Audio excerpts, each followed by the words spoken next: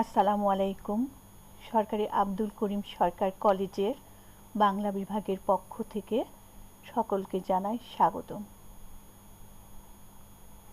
প্রিয় শিক্ষার্থীরা, আশা করি ভালো আছো।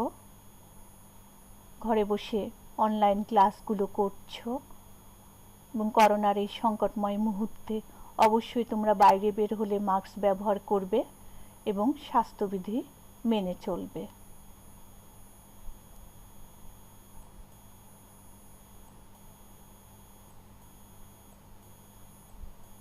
আমি শামীম আরা বেগম, প্রভাষক বাংলা বিভাগ, সরকারি আব্দুল করিম সরকার কলেজ, তানোর, রাজশাহী।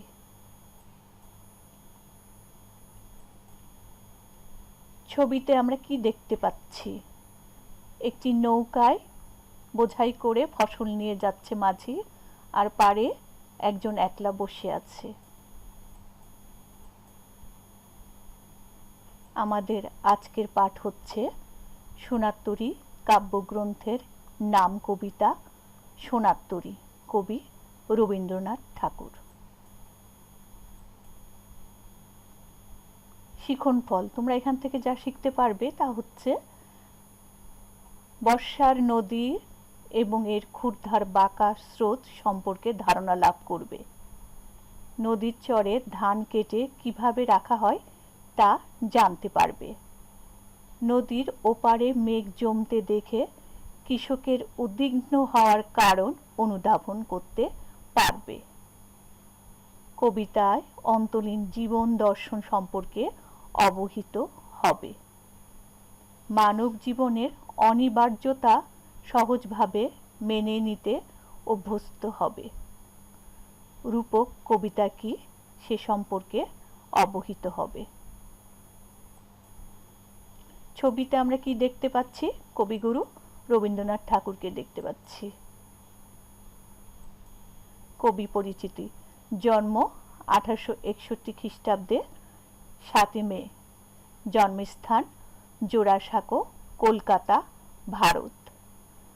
মৃত্যু 1941 খ্রিস্টাব্দের 7 আগস্ট। পিতা মহর্ষি দেবেন্দ্রনাথ ঠাকুর, মাতা সারদা দেবী।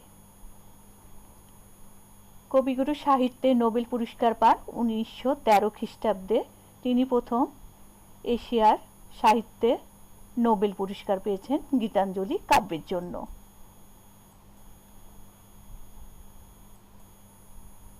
কবিতাটির ছন্দ মাত্রাবৃত্ত ছন্দে রচিত।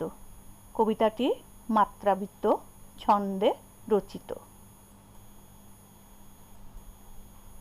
কবির সাহিত্যকর্ম: কাব্যগ্রন্থ মানসী, সোনারতরী, চিত্রা, চৈতালি, খনিকা, নৈবেদ্য, গীতাঞ্জলি, বলাকা ইত্যাদি। উপন্যাস: চোখের বালি, গোরা, ঘরে বাইরে, চতুরঙ্গ, নৌকাডুবি, যোগাযোগ, রাজস্বী, শেষের কবিতা ইত্যাদি। নাটক: অচলায়তন, চিরকুমার সভা, ডাকঘর, মুকুট, মুক্তির উপায়, মুক্তধারা, রক্তকরবী, রাজা ইত্যাদি।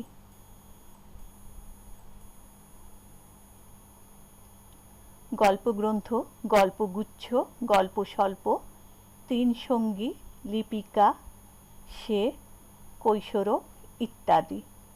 প্রবন্ধ গ্রন্থ: বিচিত্র প্রবন্ধ, শিক্ষা, কালান্তর, সভ্যতার সংকট ইত্যাদি। ভ্রমণ কাহিনী: জাপান যাত্রী, পথের সঞ্চয়, পারস্য, রাশিয়ার চিঠি ইত্যাদি।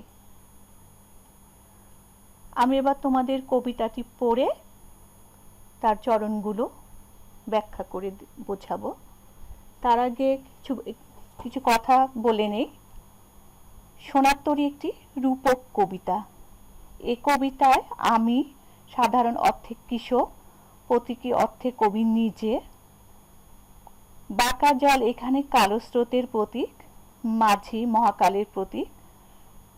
সোনার ধান ব্যক্তি মানুষের সৎ ও কল্যাণকর কাজের প্রতীক। তাহলে কবিতাটি পড়ে আমি তা ব্যাখ্যা করে বলি।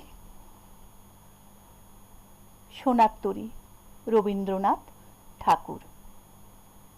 গগনে গরজে মেঘ, ঘন বরষা, কুলে একা বসে আছি, নাহি ভরসা। রাশি রাশি ভাড়া ভাড়া, ধান কাটা হলো সারা, ভরা নদী খুর ধারা, খর পরশা, কাটিতে কাটিতে ধান এলো বরষা। এখানে কি বোঝাতে চেয়েছে? সাধারণ অর্থে সোনার তরী কবিতার চিত্রকল্পে একটি ছোট ধান ক্ষেত, চারপাশে প্রবাল স্রোতের বিস্তার, সোনার ধান নিয়ে কৃষক একা এবং অবলীলায় তরী বেয়ে আসা মাঝি, এ কয়েকটি বিষয় অনুষঙ্গ ভাষারূপ পেয়েছে কবিতায়। কৃষক তার ধান কাটতে কাটতে বর্ষা চলে আসে, আকাশে মেঘ গর্জন করে ঘন বর্ষা শুরু হয়, খুরের মতো ধারালো স্রোত বয়ে যায়। কৃষক তার বোঝা বোঝা ধান নিয়ে কোথায় বসে থাকে? কুলে বসে থাকে। শানিত বর্ষার মতো সেই জলের ধারা দেখে কৃষক কি হয়? ভীত। সোনার ফসল নিয়ে সেখান থেকে ফিরে আসার ভরসা পাচ্ছে না সে।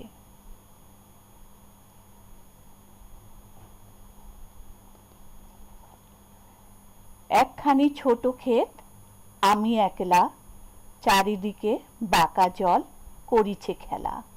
পরপারে দেখি আঁকা তরু ছায়া মসি মাখা, গ্রামখানি মেঘে ঢাকা, প্রভাত বেলা, এ পারেতে ছোট ক্ষেত, আমি একলা। এখানে কি বলেছে? ছোট দ্বীপের মতো ধান ক্ষেতটির চারিপাশে ঘূর্ণায়মান স্রোতের উদ্যমতা সে দেখছে। নদীর বাঁকা জলস্রোত ছোট জমিটুকু আশু বিলীয়মান হওয়ার আশঙ্কা। সেখানে চারিদিকে অন্ধকার হয়ে আসছে, গাছপালার ছায়ায় কালচে রং চোখে পড়ছে। প্রভাত বেলা, এ পারেতে ছোট ক্ষেত, আমি একলা। তার মানে কি? প্রভাত বেলায় গ্রামখানি ঘন মেঘে ঢাকা পড়ছে। এমন অন্ধকার ওই ভয়ঙ্কর পরিবেশের মধ্যে কৃষক কি করছে? একা দাঁড়িয়ে আছে।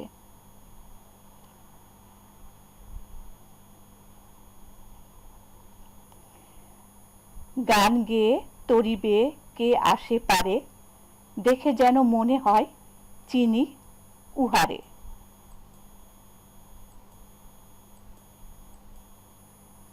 ভরা পালে চলে যায়, কোনো দিকে নাহি চায়, ঢেউগুলি নিরুপায় ভাঙে দুধারে, দেখে যেন মনে হয় চিনি উহারে। তার মানে কি? এমন সময় হঠাৎ গান গেয়ে তরি বেয়ে তার দিকে কেউ একজন এগিয়ে আসে। অপ্রত্যাশিত সেই মাঝি হিংস্র জলস্রোত অবলীলায় পাড়ি দিয়ে ছোট নৌকা বেয়ে এগিয়ে আসে। ভরা পালে সে তরি বেয়ে চলে, কোনো দিকে সে ফিরে তাকায় না। তার নৌকার দুধারে ঢেউগুলো কি হয়? নিরুপায় ভেঙে পড়ে। তাকে দেখে নিঃসঙ্গ কৃষক আশায় আনন্দে উদ্বেলিত হয়ে উঠে। তার মনে হয় মাঝিটি যেন তার চেনা। কিন্তু কাছে এসে মাঝি থামে না, নির্বিকার ভাবে সে অজানা দেশের দিকে চলে যেতে থাকে। তখন কৃষক তাকে অনুনয় করে, থামতে বলে, অনুরোধ করে।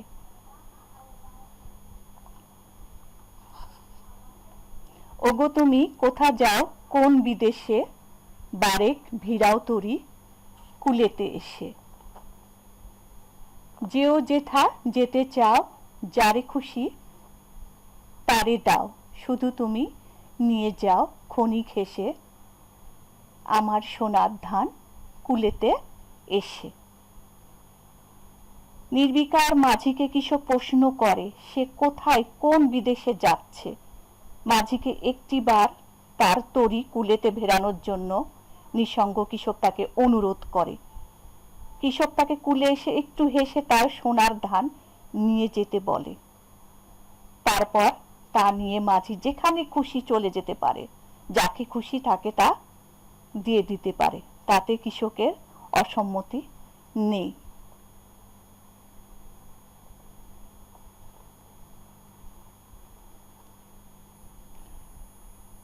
যত চাও তত লও, তরুণী পরে, আর আছে আর নাই, দিয়েছি ভরে।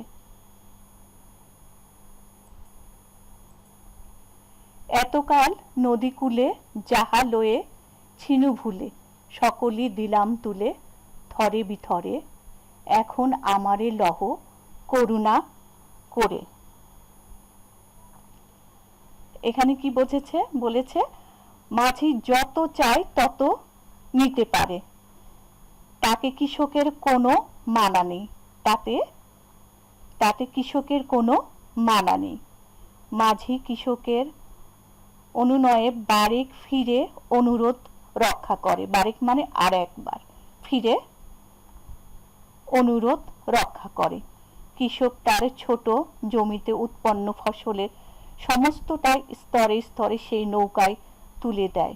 কৃষক মাঝিকে বলে, এতকাল যা কিছু নিয়ে সে নদীকূলে অপেক্ষা করেছিল তা তার তরিতে সুবিন্যস্ত করে সাজিয়ে দিয়েছে।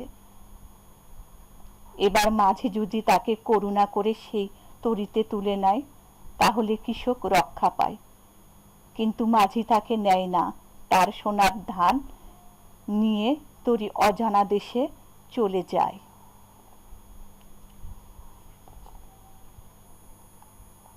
ঠাঁই নাই ঠাঁই নাই ছোট সে তরি, আমারই সোনার ধানে গিয়েছে ভরি। শ্রাবণ গগন ঘিরে ঘন মেঘ ঘুরে ফিরে, শূন্য নদীর তীরে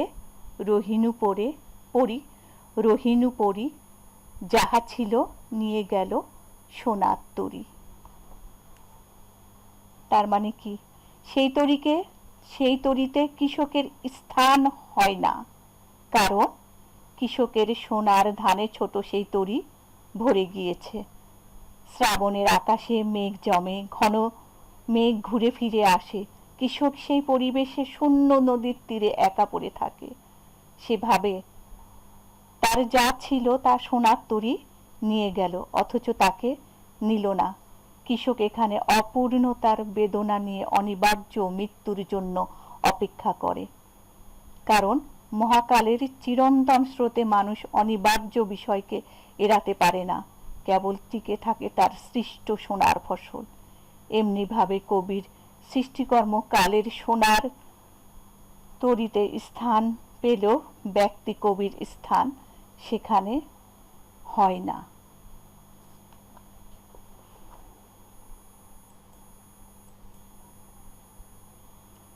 কিছু অজানা শব্দ দেখে নাও। পারে মানে তীরে, তরণী মানে নৌকা, খরপরশা মানে ধারালো বর্ষা, গরজে মানে গর্জন করে। বিষয়বস্তু,